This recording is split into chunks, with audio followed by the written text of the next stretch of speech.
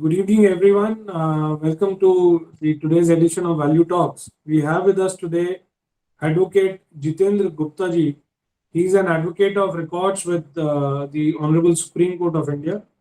Besides, Sir is also the District Governor elect for Rotary District 3011, which is a district of more than 75 plus clubs and 2,500 plus members of the Rotary International, which is a rare distinction and once in a lifetime achievement for a very few individuals.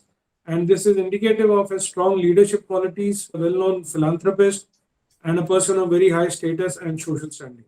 We welcome you today for your expert advice on the show, Jiten sir. Very warm welcome and good evening to you. Today's discussion would about wills and succession planning. And since Sir is advocate on records with the Supreme Court of India, so he is an expert he is almost an authority figure on the subject. And before we start, would you like to say something? Sir? Thank you so much for extending this invitation and the wonderful work that your platform is doing for spreading the awareness on common issues, and not only awareness, by having a panel of actual experts in the various groups you have, you also ensure that the opinions that are given are also legally vetted by the experts so that no miscommunication is there. So I must appreciate the endeavor and thank you so much. Looking forward. So my first question to you would be that what exactly is a will? How does it play a role in succession planning in India in particular? Will is a very interesting thing. What happens is, we have seen in movies, we have seen in TV that if somebody is no more, his will is opened, and once the will is read out, it basically express the intent of the person whom we normally call as testator, as to what was his intention of ensuring that after he is not there, how his assets are going to be distributed. So put simply, assuming somebody has not left a will, what will be the consequence? Because why should somebody do a will? See, in normal sense, as per the Hindu Succession Act or the Indian Succession Act, there is a defined formula what will happen under Hindu Succession Act if somebody does not leave a will. If somebody does not leave a will, it will be divided equally amongst the legal heirs. Legal heir means, in case of a male, the mother will also be treated as a legal heir, the wife will be treated as a legal heir, the children, whether sons or daughters, will be treated as a legal heir. So, if somebody does not leave a will, it will automatically be divided in this ratio. Now, why would somebody need a will? Somebody would need a will if they want to distribute their assets, whether movable, immovable, in a ratio different than this. अगर सब कुछ वैसे ही divide होना है जितने legal heir हैं, then you actually don't need a will. You need a will if you want to distinguish and do something different than what is the normal distribution. Now, misnomer or misunderstanding that people feel that will is required by elderly. If you ask me, I'll give you two examples why the will is more needed in the case of youngsters than in case of the elderly. I'll give you an actual story that somebody in his late 20s passed away in an accident, leaving behind only his wife. Now, as per the Succession Act, since he was too young, he did not plan a will.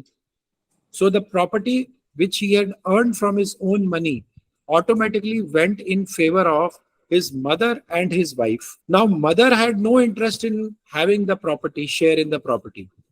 She wanted that the daughter-in-law should have the entire property. But the mother's health did not allow her to go to a court and give that undertaking that, okay, I have no objection if the entire property is transferred to the daughter-in-law. Now here the mother was cooperating. So even then there was a difficulty because there was no will. Now imagine a second situation where somebody passes away without leaving a will and the property is shared between the mother, the wife and the children. And if the mother also dies without leaving a will, which means your other siblings will come into the shareholding of your property, even though they had no contribution. And in a situation, if somebody does not have very cordial relations with the siblings because of the property issue, then it's a permanent dispute with the siblings in a property which a person had acquired in his lifetime from his own money. So it is more important in case where somebody's mother is also there, that they create a will and remove the people as the legal heir or the successor in movable and immovable assets whom they do not want to desire to have those assets. So that is the requirement of it. Right, sir. And what are the requirements for creating a valid will in India? I mean, what are the legal requirements by which a will becomes valid? See, there is no, as such, there is no stamp duty, there is no registration cost of the will, and there is no requirement of mandatory requirement of getting a will registered. Even if somebody writes a will on a plain paper, but you require two witnesses to a will, there should be a proper date written on the will. The beneficiaries should be identified, and it could be a handwritten will, it could be a typed will. But normally, such kind of wills are easily challenged. So, the safer route is that if you go to a sub-registrar office and get a will duly registered where your digital photograph and all will be taken, the chances of those wills getting challenged are less, because tomorrow a person would not be able to deny that it was not their signatures. It will be easy to establish that somebody had actually gone to a registrar office, created a will, got himself photographed, made a statement on oath before the sub registrar. So what we normally recommend is that one should have a registered will, and but even a non-registered will is equally valid. This is what I want to say. The chances of challenge are more in non-registered, the chances are less in registered. Non-registered will is equally valid, but does not have the same strength as a registered will have. Obviously, because the scope of challenge is more. Tomorrow, somebody may say that the signatures were not of the person who signed, or probably he was drugged, or he was dosed, or he was not in sound mental condition, or not in good health. But if somebody has done the effort of going towards the registrar office, their video or their photographs would have been recorded, their state of mind would have been reduced, and the onus is also on the sub registrar to check the condition of the person who is deposing before the execution of it. Right, sir.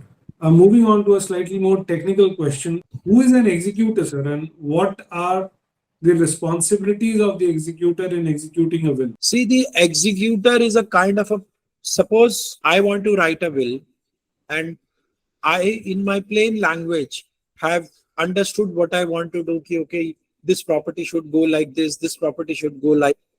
And sometimes people make more complicated things. Okay, till the mother is alive, she should be allowed to remain in the house, and thereafter it could be transferred to this and that.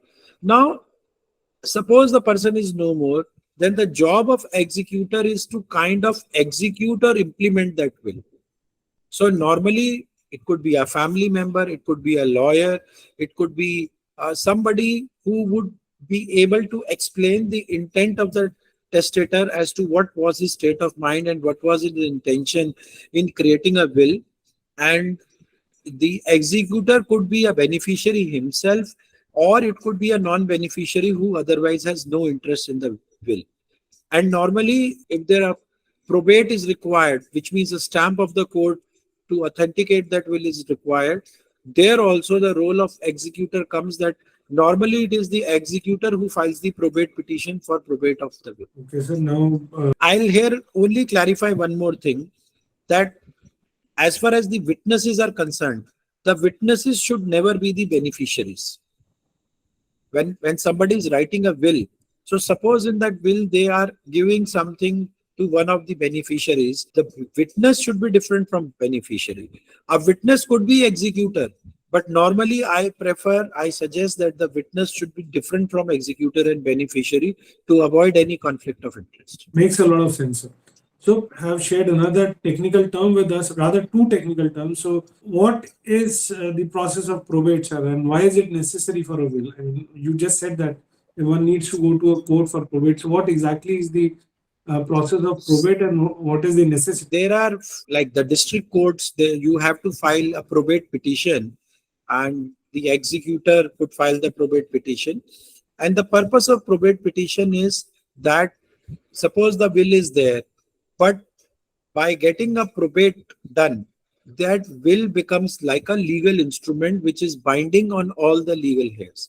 And if at all there is any challenge to that will, it is addressed at the stage of the probate petition. Because when a probate petition is filed, all the legal heirs are issued notice, and if there is anything, so normally sometimes people don't need a probate, they simply implement it and nothing is going on there. But sometimes you need to do to get the probate done, so that the implementation is there. And especially more so in case of unregistered will, the probate petition will be required.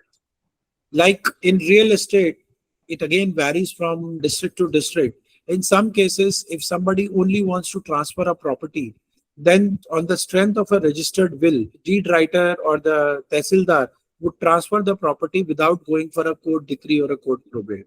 But in case of an unregistered will, it may not so happen. So there you may need a probate petition, so that the successors get a legal title on the strength of which they can transfer the property subsequently. So probate is the next step or kind of execution, legal execution of the will which was written by the individual.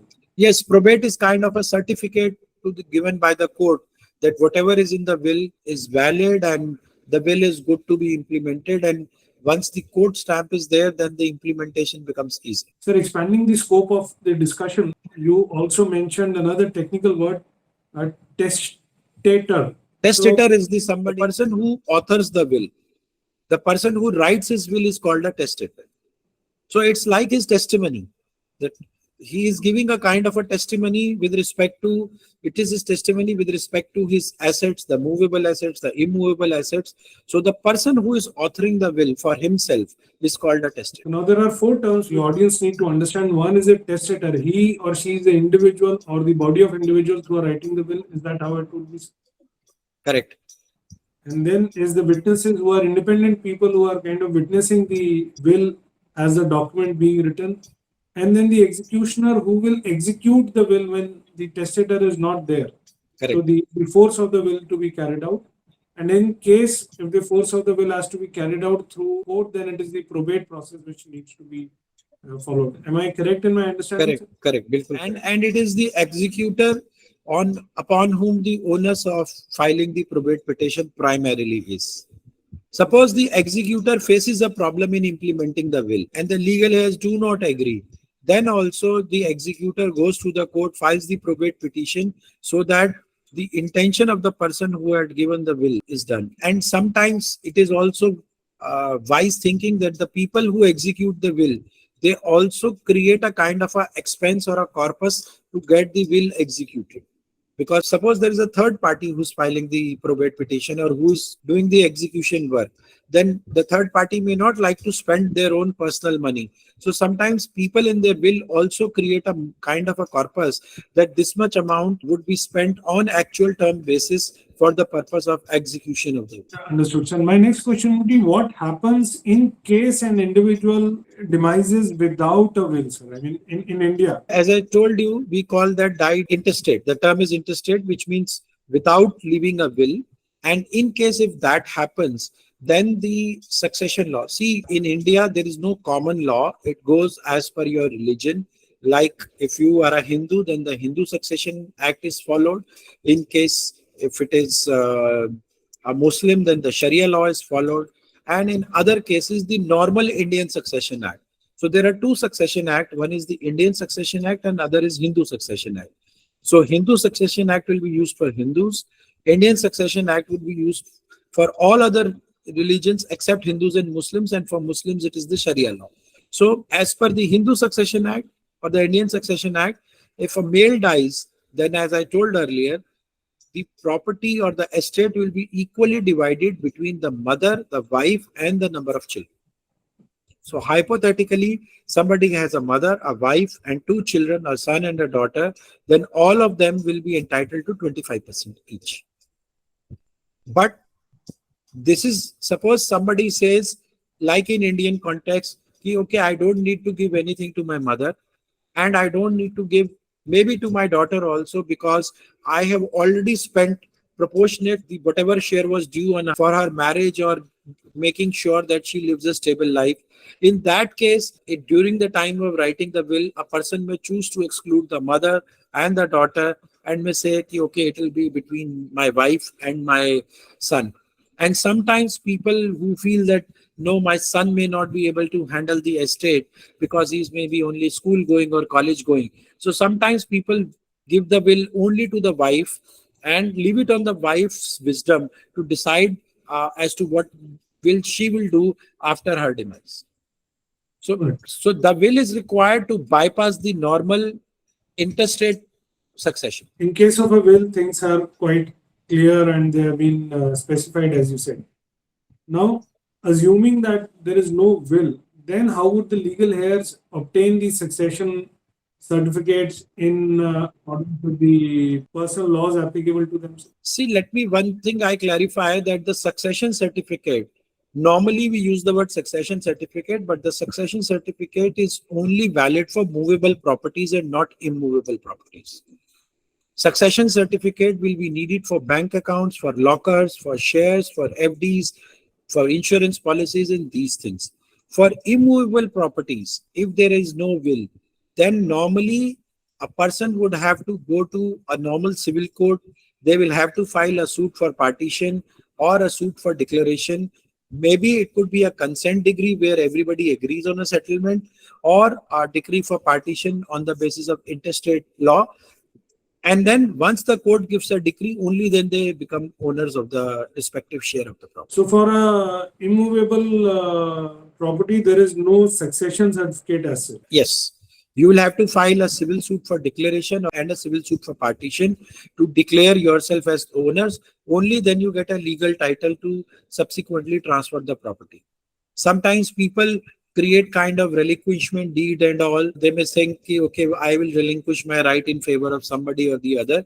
But again, varying from state to state and tehsil to tehsil, some tehsils accept it, some tehsils do not accept it. So the best course to check is that you go to a deed writer, say that the person has no more and the property is to be transferred, what is required. So if the tehsil says we will require a court decree, then you should go and approach a court decree for that. Like in Haryana, you are in Gurgaon. The Huda also have some formats where you may not have to go to court in case of transfer of a property from Huda property. They have a documentation for no will case. In no will case, they require certain advertisements, certain affidavits from all the legal heirs, and on the strength of that, they transfer the property from the allottee to the subsequent legal heir. There, the relinquishment may work. But as I said, it may vary from kind of property, the owner of the property, which means it's a Huda property, it's an apartment, it's a plot, it's an agriculture land. So it is always better to check the tehsil. If nothing works, then the safest option is to go to a civil court. Once people go to a civil court, then basis of the recording of evidence, etc., the partition deed would be created.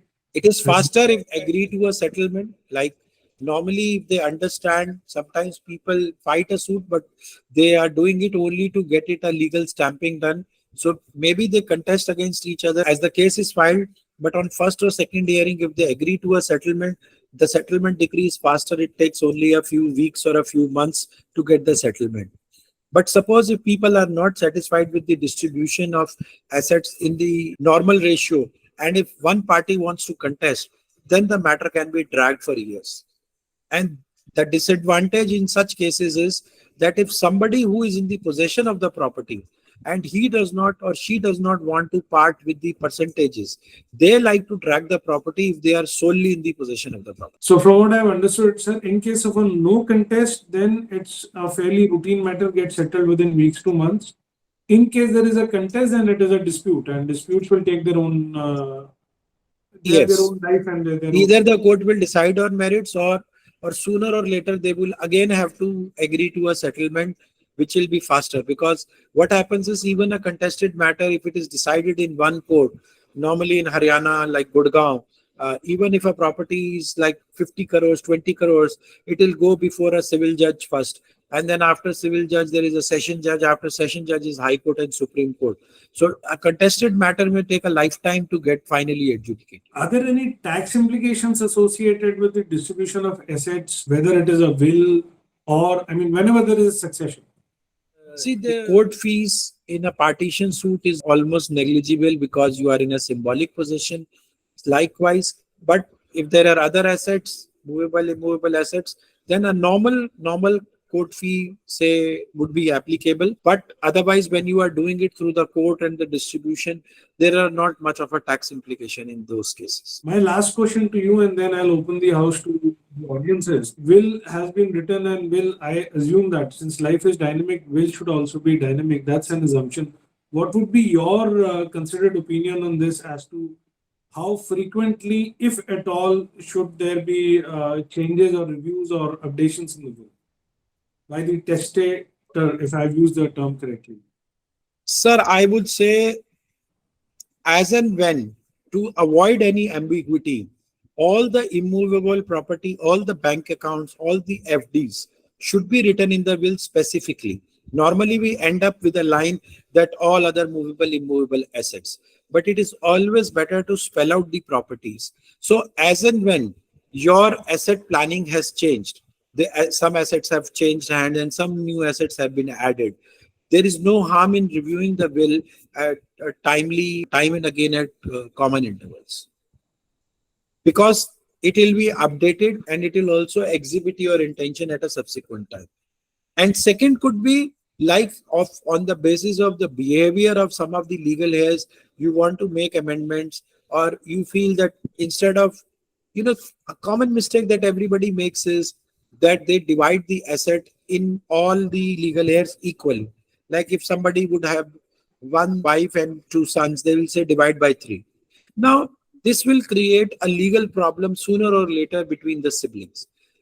The sensible people, what will they do is they will try to acquire different assets, different businesses, so that not everybody is a party in everything and it does not create problem. So that is a dynamic situation that initially you may go by divide by 2, divide by 3, divide by 4 formula. But if during your lifespan you are able to segregate assets, which you may plan, okay, A may go to the elder one, B may go to the second one, this business may go to this son or daughter or wife. So if you are able to evolve with time, it is better to do that planning and recall the earlier will and do the new. Okay. In that case, should the earlier will be part of the paper trail, or I mean, you should always mention that normally you declare that all other wills stand superseded, but it is always sensible that you also specify that the will dated stands superseded, so that there is no confusion and tomorrow somebody may not rely on the older version of the will. All right, sir. Although it's a very vast subject and it's not possible to do justice in 30 odd minutes, but still we have got some basic idea, and I'm sure if people want to have a detailed personal discussion, they can do that by connecting with you. For the time being,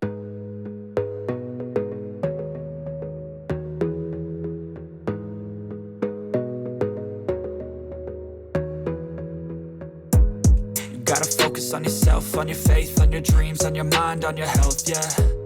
You gotta work, never tell, keep your head